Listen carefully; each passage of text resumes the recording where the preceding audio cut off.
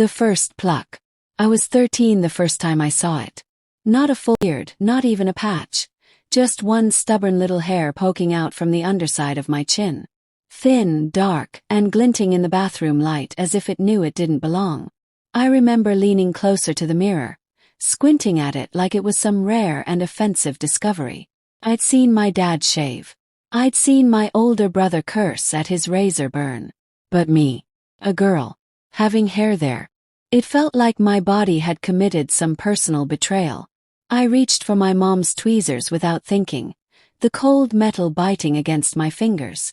One sharp pull and it was gone. Tiny victory. I tossed it in the trash like I was erasing a crime scene. But that's the thing no one tells you. The first pluck is never the last. Weeks later there was another hair. Then 2. Then 3. By 15 I had a little ritual. Checking the mirror under the brightest light I could find, yanking them out before anyone else could see. My friends were experimenting with eyeliner and lip gloss. I was becoming an expert at stealth grooming. And yet, no matter how quick I was, someone always noticed. One afternoon, during lunch at school, a boy leaned across the table and whispered loudly enough for everyone to hear. "Hey, you've got something on your chin." I wiped at it, embarrassed, but he laughed. "No, like hair. You should, shave or something." The table erupted in giggles. That's the day the shame set in. Not just about the hair but about me. My face. My body. My very existence as a girl suddenly felt up for debate. The secret war. Became a strategist. Always carrying tweezers in my pencil case. Always checking bathroom mirrors at school between classes. Always making sure the lighting in selfies was just dim enough to hide it. I didn't talk about it with anyone. Not my mom, not my best friend, no one. To admit it would be to confirm it. And to confirm it would mean what? That I wasn't really feminine. That something was wrong with me. When I was 16, I stumbled upon the word PCOS, polycystic ovary syndrome, in a late-night Google rabbit hole. Facial hair in women. Hormonal imbalance. Fertility issues. I didn't know if I had it, but the idea alone scared me enough to slam my laptop shut. By the time I turned 18, I was a professional at pretending. Photos angled just right. Dates scheduled after a tweeze session. Hugs given with my chin subtly turned away. It was exhausting, living a life where my biggest fear was someone seeing me in the wrong light. The breaking point. It happened on a Saturday morning. I was in line at the grocery store, half awake and wearing a hoodie. The man behind me tapped my shoulder and said, "You've got a hair right there." He pointed at my chin. His tone wasn't cruel, just casual, but it still felt like the floor had opened up beneath me. I smiled weakly, muttered a thanks, and left my cart behind. I drove home without the groceries. I didn't leave my room the rest of the weekend. That night, staring into the mirror with tweezers in hand, I realized something. This wasn't just about hair. This was about control. Every pluck was me trying to control how the world saw me, to make myself acceptable. But here's the cruel truth. When you give people the power to define your worth, you'll never win. The spark. The turning point came months later, completely by accident. I was scrolling through social media when I saw a post from a woman with visible facial hair. She was smiling, unapologetically, boldly, with a caption that read, "This is me. I'm not broken. I'm not less of a woman. And I'm done hiding." Something inside me cracked. I stared at her photo for a long time, not because I was shocked, but because I realized. She looked free. And I wasn't. That night, I made a decision I didn't fully understand yet. I was going to stop letting my chin hair run my life. I didn't know how or when or even if I could pull it off, but the thought alone felt like breathing fresh air after years underwater. And that's where my real story begins. The unmasking. The first time I left the house without plucking, I thought my heart might stop. It wasn't dramatic, no grand "I am woman, hear me roar" moment. It was just me on a Tuesday running late for a coffee run. I'd looked in the mirror, spotted a tiny dark hair, and thought, not today. But not today turned into a battlefield in my chest. Every person who glanced my way on the sidewalk felt like they were staring straight at it. I kept touching my chin like I could shield it with my hand. I ordered my latte with my head tilted down, praying the barista wouldn't notice. Course she didn't. No one did. Or if they did, they didn't care. And that realization was confusing. Because for years, I'd believed everyone was silently judging me, tallying up my flaws. But maybe, just maybe, the only person doing that was me. A confession I didn't plan. A week later, my best friend Sarah came over for a movie night. Halfway through the film, she squinted at me and said, "Hey, you've got a little," she mimed plucking. Froze. This was it. The moment I'd always dreaded. I had two choices: laugh it off or crawl into the bathroom for a quick fix. But something inside me shifted. Maybe it was exhaustion from all the years of hiding.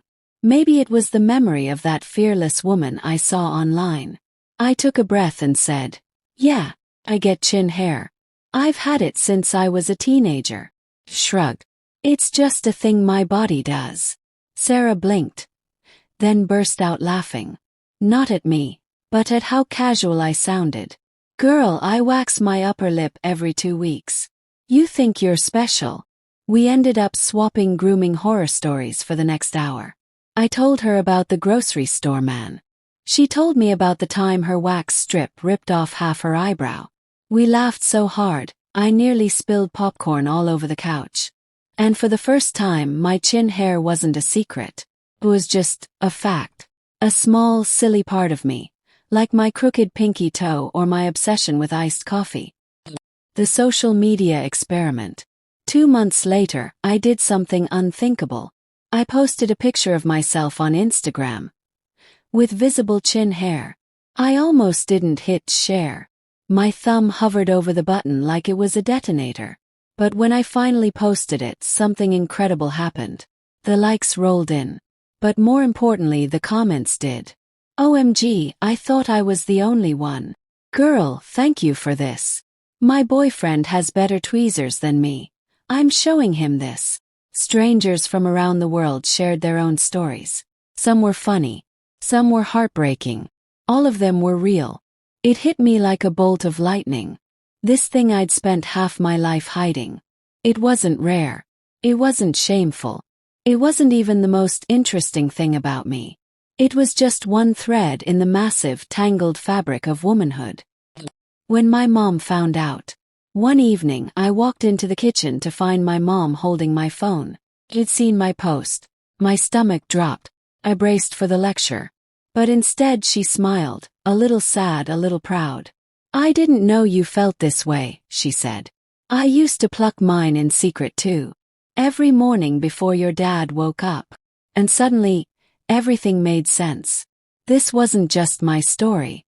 This was a story passed down, whispered between generations, never spoken out loud. Till now. A shift. That night I looked at myself in the mirror again. Really looked. The same face. The same hair. The same flaws I'd been fighting for years. But instead of anger, I felt gratitude. My body had carried me through every heartbreak, every victory, every quiet Tuesday morning. Had never been my enemy. I was the one who'd treated it like one. From that day forward, plucking became a choice, not a prison sentence. Some days I still do it. Some days I don't. But either way, I'm in control now. The transformation. 6 months after that Instagram post, I was walking into a women's networking event. I'd been invited to speak about authenticity in online spaces. A fancy way of saying just be yourself. I had no idea what to wear. No idea what to say. And honestly, no idea why they'd chosen me. But when I stepped up to that microphone, looking out at the sea of faces, something in me clicked. What I told them. I started with my chin hair. The gasps and giggles in the room told me I had their attention. I told them about hiding in bathrooms, about scanning mirrors in panic, about missing out on moments because I was busy policing my own reflection. And then, I told them about the day I stopped. "I thought people would laugh," I said. But when I shared my story, they didn't just see hair on my face. They saw themselves in my fear. And in my freedom. There was a silence in the room, the kind that doesn't feel empty but full. The kind that tells you people are listening not just with their ears but with their hearts. The woman in the back row. Afterward, a woman approached me. She was in her late 50s, hair streaked with silver, wearing a bright scarf and a soft smile. "I haven't worn short sleeves in 20 years, she said quietly. "Not since I started getting hair on my arms." Her voice wavered. "Do you think maybe I could post a picture? Like you did?" I took her hands and said, "Not maybe. Absolutely. You deserve to take up space exactly as you are."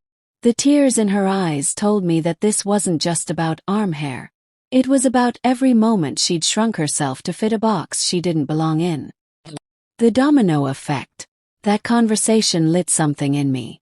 I started sharing more. Not just about chin hair but about the weird, messy, wonderfully human things we all carry. The online space I'd once used to hide became a place to connect, to remind each other that imperfection isn't a flaw. It's proof we're alive. The more I shared, the more messages came flooding in. Teenage girls, new moms, grandmothers, men who'd watched their sisters and girlfriends suffer in silence. It was like pulling a thread and realizing the sweater is the whole world. All of us stitched together by the things we thought made us different but actually make us the same. The mirror test.